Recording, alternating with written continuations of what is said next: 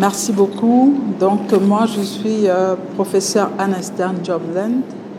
Je suis pédiatre, néonatologiste et surtout, je suis une actrice pendant des années de la promotion de l'allaitement maternel, particulièrement chez les femmes vivant avec le VIH.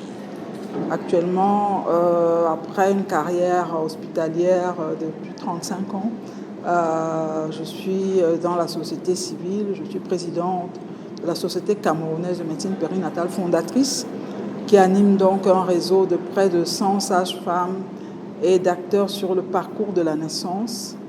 Et également, je suis présidente de l'Association camerounaise des femmes médecins, particulièrement dans mes domaines d'expertise, tout ce qui est infection périnatale à VIH, allaitement maternel et petit poids de naissance. Déjà, je pense que ce qui est assez positif, c'est la durée réduite du curriculum par rapport au curriculum classique, par exemple celui de l'OMS.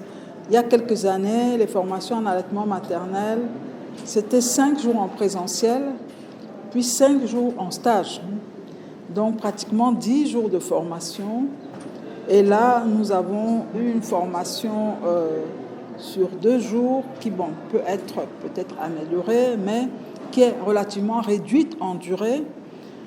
Et le premier point positif, c'est la cible des acteurs.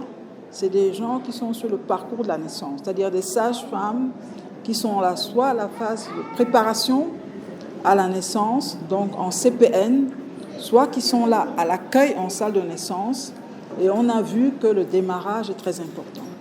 Donc le curriculum en 3 modules également est simplifié avec des éléments de base pour comprendre le bienfait de l'allaitement maternel et les 2 autres modules qui sont là pour démarrer l'allaitement et le maintenir. Donc j'ai trouvé que le curriculum simplifié s'inscrit avec les recommandations actuelles de l'OMS, c'est high frequency, low dose, c'est-à-dire il faut former les gens de manière plus fréquente, mais avec des curriculums relativement courts. Donc, je vais dire, en termes de réduction, c'est très positif. Maintenant, je pense qu'il manquait peut-être un module 4 qui aurait été étape suivante, the way forward, comme disent les anglo-saxons. Après ça, on fait quoi ? Et c'est là où on peut être sûr qu'effectivement, on atteint dans un délai de 3-6 mois, à titre de la post-formation, des objectifs précis au niveau de la mise en œuvre, au niveau de l'opérationnalisation. Parce que toute formation doit être évaluée en termes d'impact sur les changements de pratique et dans la routine des soins. Et je crois que vraiment, il faut suggérer très fortement que la prochaine formation ait ce module intégré, étape suivante. Qu'est-ce qu'on fait après ? Au niveau du Cameroun, ça va être très simple parce que, comme je dis, je suis la présidente fondatrice de la Société camerounaise de médecine périnatale.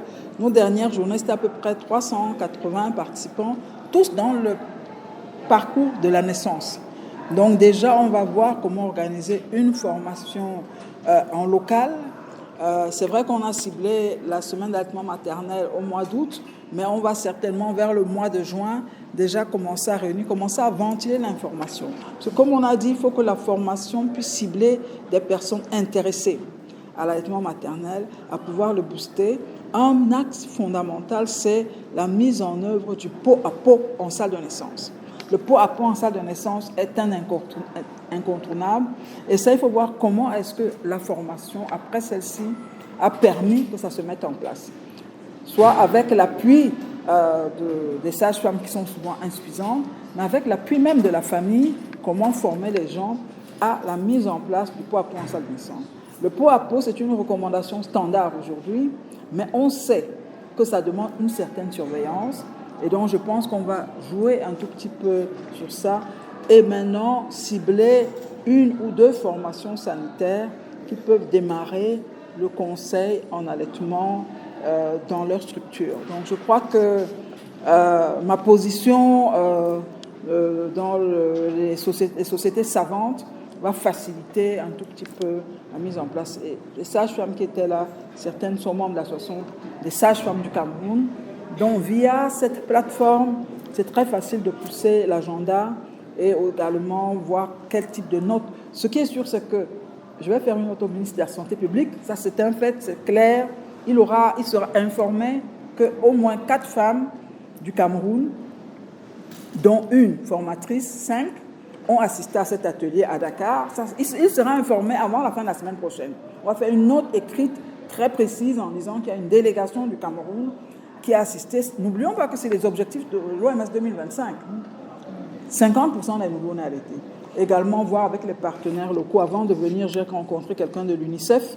C'est également dans leur agenda. Et voir un peu avec UNITAR et tout le monde comment avancer pour que véritablement ça profite et qu'il y ait vraiment un output évident. Et on vous donnera des nouvelles certainement.